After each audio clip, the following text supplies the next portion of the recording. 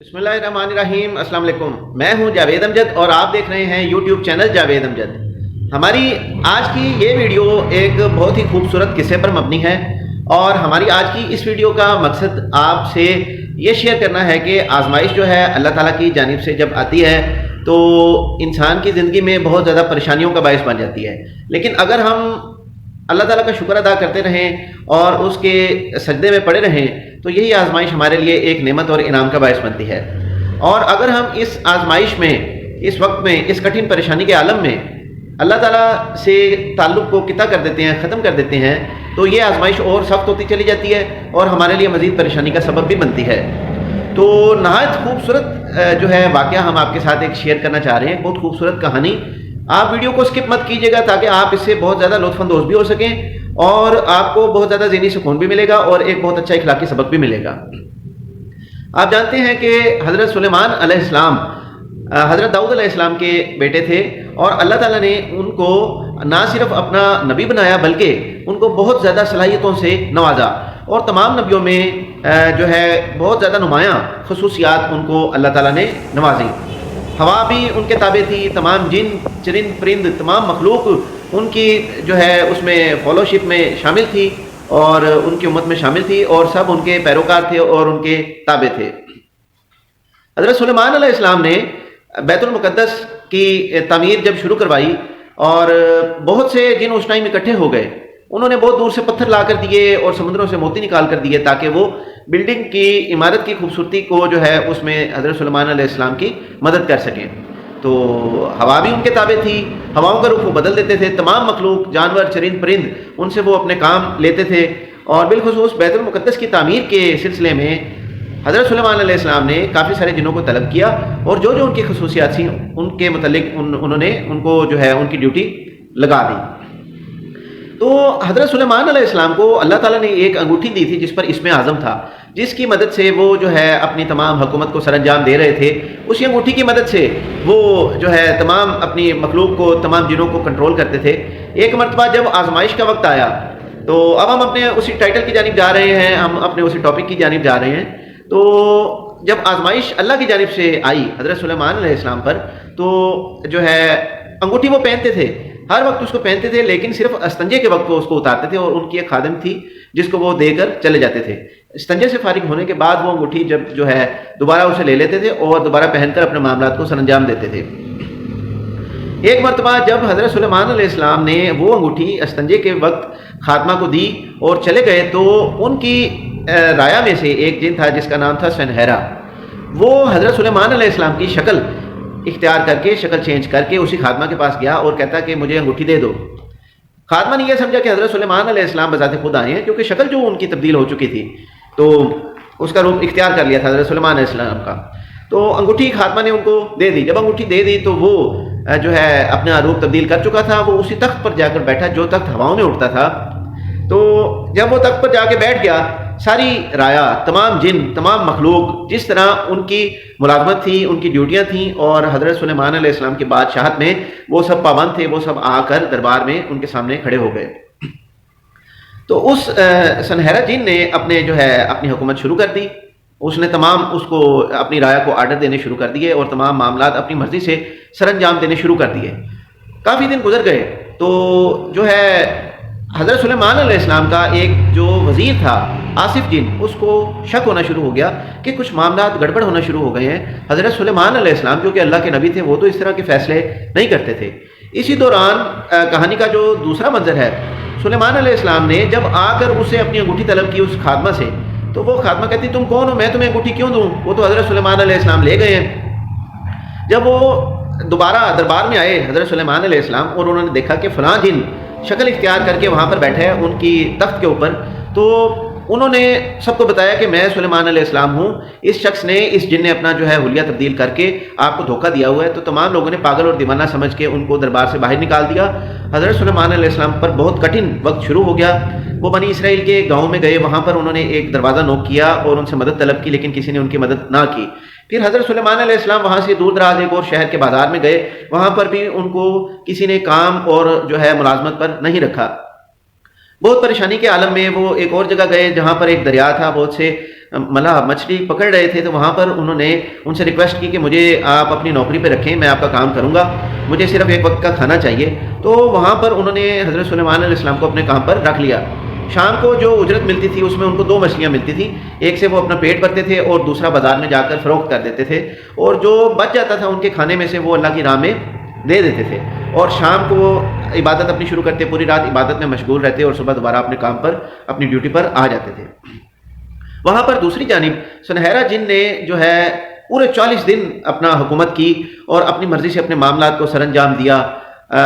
40 دن پورے ہونے سے پہلے اسی دوران، یعنی کہ اسی پورے وقت کے دوران، جو آصف جن تھا، جو وزیر تھا، بہت زیادہ سیانہ، عقل مند تھا، دانشور تھا، وہ حضرت سلیمان علیہ السلام کی بیویوں کے پاس گیا اور ان سے ملاقات کر کے اس نے پوچھا حضرت سلیمان علیہ السلام کہاں پر ہیں؟ تو انہوں نے بتایا کہ وہ 40 دن ہو گئے ہمارے پاس نہیں آئے، نہ ہماری ان سے ملاقات ہوئی ہے۔ تو سلیمان علیہ السلام کے اس وزیر نے آصف جن کو بہت زیادہ شک و شبہ شروع ہوا، اور اس کو اس چیز کا اندازہ ہونا شروع ہو گیا کہ یہ شخص جو مسند پر فائز ہے، جو تخت پر بیٹھا ہے اور آرڈر دے رہا ہے، یہ حضرت سلیمان علیہ السلام نہیں ہے۔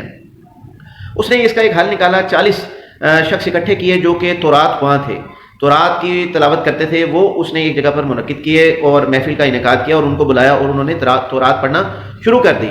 تو جب تورات پڑھنا شروع کی تو وہ جو تھا سنہرا جن، وہ اس کو جو ہے ایک تکلیف ہونا شروع ہو گئی، اس نے اس تخت کو چھوڑ دیا اور وہ ایک دور دراز علاقے میں جا کر ایک سمندر میں جا کر چھپ گیا، اور حضرت سلیمان علیہ السلام کی وہ انگوٹھی اس نے اسی سمندر میں پھینک دی کہیں پر۔ اب کہانی کے دوسری جانب چلتے ہیں۔ حضرت سلیمان علیہ السلام ایک مرتبہ اپنی ڈیوٹی سر انجام دیتے ہوئے دوپہر کو جب وہ آرام کرنے کے لیے اسی دریا کے کنارے، سمندر کے کنارے سو گئے، تو ایک ملاح کی بیٹی، ایک مچھیرے کی بیٹی وہاں سے گزری جو کہ اپنے والد کے لیے کھانا لے کر جا رہی تھی۔ اس نے دیکھا کہ ایک شخص زمین پر سمندر کے کنارے لیٹا ہوا ہے اور ایک سانپ اپنے منہ میں ایک بہت بڑے پتے کو لے کر ہوا کر رہا ہے اس شخص پہ۔ تو وہ اللہ کے نبی تھے، ان کی بہت بڑی شان ہے، بہت بڑا ان کا درجہ ہے، بہت ان کی عظمت ہے، تو تمام جانور بھی ان سے عقیدت رکھتے تھے اور ان کے تابع تھے اور ان کے حکم پر عمل کرتے تھے۔ تو جب اس نے یہ تمام قصہ دیکھا تو اس نے اپنے والد سے جا کر شیئر کیا کہ فلاں جگہ پر ایک شخص ہے، ایک سانپ ان کے تابع ہے، اور مجھے وہ شخص بہت جو ہے پرنور اور اچھی شخصیت ہے، میں انہیں سے اپنی شادی کرنا چاہتی ہوں، آپ مہربانی کر کے وہاں جائیں اور ان سے میری شادی سے متعلق بات چیت کریں، اگر آپ نے میری شادی وہاں پر نہ کروائی تو میں ساری عمر شادی نہیں کروں گی۔ اس پر جو ہے وہ شخص جو حضرت سلیمان علیہ السلام کے پاس آیا اور اس نے یہ آفر پیش کی۔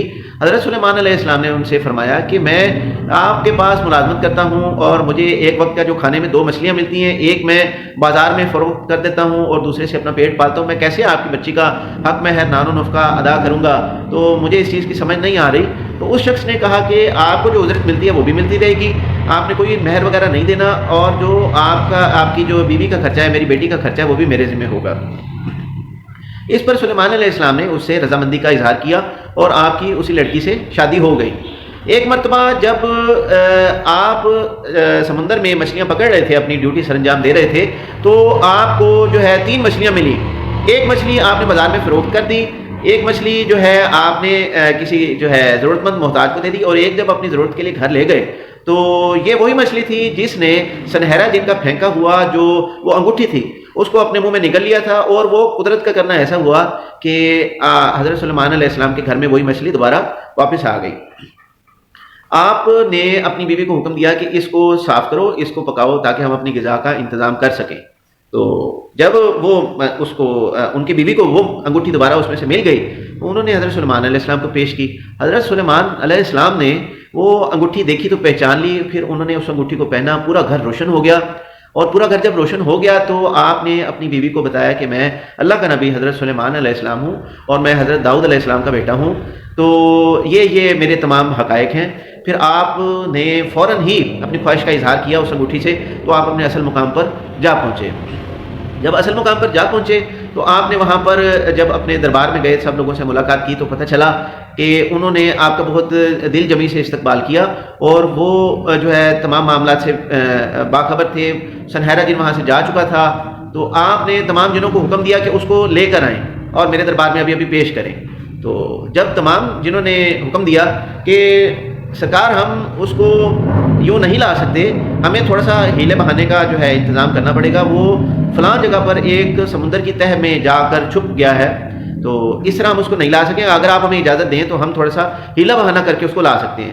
حضرت سلیمان علیہ السلام نے ان کو اجازت دے دی تو سمندر پر جا کر تمام جنوں کا جو لشکر تھا اس نے بتایا کہ سلیمان علیہ السلام فوت ہو چکے ہیں, تو اب تم باہر آ جاؤ, پریشانی کی کوئی بات نہیں ہے. اس پر سنہرا جن جب وہاں سے باہر آیا تو اس کو وہ پکڑ کر حضرت سلیمان علیہ السلام کی خدمت میں ان کے دربار میں واپس لے آئے. تو حضرت سلیمان علیہ السلام نے اس کو 40 دن تک بہت سخت سزا دی اور پھر اس کو پتھر کا ایک مجسمہ بنا دیا, اور وہ آج تک پتھر کا مجسمہ ویسے ہی اسی جگہ پر جو ہے قید ہے اور وہ اپنی سزا میں جو ہے مشغول ہے. یاد رکھیں کہ حضرت سلیمان علیہ السلام اللہ کے اتنے پیارے نبی ہیں, اتنے لاڈلے نبی ہیں کہ اللہ تعالیٰ نے ان کو تمام چرند پرند ہوائیں تمام مخلوق ان کے تابع کی, اور ایک انگوٹھی دی تحفتاً ہدیتاً جو ان کی شان کے مطابق تھی, جس سے وہ اپنی تمام مخلوق کو, تمام رایا کو کنٹرول کرتے تھے اور تمام مخلوق کی بولی اور زبان بھی جانتے تھے اور ان سے باقاعدہ اس میں بات کرتے تھے. اللہ کے اتنے پیارے ہونے کے باوجود ان پر جب آزمائش کا وقت آیا تو ان کو کسی نے ملازمت پر نہیں رکھا, اور بیت المقدس میں پورے 40 دن تک وہ وہاں جا کر اپنا جو ہے سجدے میں پڑے رہے. بہت دنوں تک وہ وہاں پر اللہ تعالیٰ سے اپنے رابطے میں رہے, اور اس کے بعد وہ بنی اسرائیل کے گاؤں میں گئے, پھر وہاں سے آگے کسی شہر کے بازار میں گئے, لیکن ان کی کسی نے مدد نہیں کی. اور اللہ کے نبی کی شان کو آپ دیکھیں اور اللہ کی آزمائش کے معاملات کو آپ سمجھنے کی کوشش کریں کہ وہ پھر ایک مچھیرے کے پاس انہوں نے ملازمت کو اختیار کیا. لیکن اللہ تعالیٰ سے آپ یاد رکھیں کہ انہوں نے اپنے کنیکشن کو نہیں توڑا. یہاں پر ہمارے اوپر جب کوئی مصیبت پریشانی آئے, دکھ تکلیف آئے, تو ہم سب سے پہلے جو ہے ایک ناشکری کا اظہار کرتے ہیں اور رونا دھونا شروع کر دیتے ہیں, سب لوگوں سے اظہار کرتے ہیں اپنے مسائل کا, اور ہمارے مسائل بڑھتے جاتے ہیں. صرف یہی ایک وجہ ہے کہ ہمارے مسائل جو ہے جلد حل نہیں ہوتے. اگر ہم صرف صبر و شکر کا اظہار کریں, اللہ تعالیٰ سے اپنے معاملات کے لیے استغفار طلب کریں اور اللہ سے اپنے کنیکشن کو جوڑے رکھیں, تو ہم اللہ کی جو ہے آزمائش سے جلد نکل جائیں گے. نہ صرف بلکہ وہی آزمائش ہمارے لیے ایک نعمت اور انعام کا باعث بھی بن جائے گی. ویسے بھی جو ایک آزمائش ہے وہ اللہ تعالیٰ کی طرف سے ہوتی ہے انسان کے درجے کو, اس کے مقام کو بلند کرنے کے لیے, اس کی زندگی میں ایک اچھے وقت کو لانے کے لیے. تو اللہ کے نبی کی ایک مثال, ایک قصہ, ایک خوبصورت کہانی سنا کر آپ کو یہ سمجھانے کی کوشش کی کہ آزمائش کے وقت صرف اور صرف اللہ سے اپنے رابطے میں رہیں, کسی سے اپنے دکھ اور مسائل کو شیئر نہ کریں. شیئر کرنے سے پریشانیاں بڑھتی ہیں, لیکن اگر اللہ کے سر و سجود ہم جھک جائیں گے تو وہی ہماری آزمائش جو ہے وہ جلد ختم ہو جائے گی. امید ہے ہماری آج کی یہ ویڈیو آپ کو بہت زیادہ پسند آئی ہوگی. اپنا بہت سا خیال رکھیے گا اور اللہ تعالیٰ سے اپنے رابطے میں رہیے گا, اور اس قسم کی خوبصورت ویڈیو کو آپ نے شیئر ضرور کرنا ہے. ہمارے چینل کو سبسکرائب نہیں کیا تو اس کو بھی جلدی آپ سبسکرائب کر لیں. انشاءاللہ بہت جلد ایک خوبصورت ویڈیو کے ساتھ, ایک سبق آموز کہانی کے ساتھ اور ایک اخلاقی سبق کے ساتھ ہم آپ کی خدمت میں دوبارہ حاضر ہوں گے. تب تک اپنا بہت سا خیال رکھیے گا. اللہ نگہبان.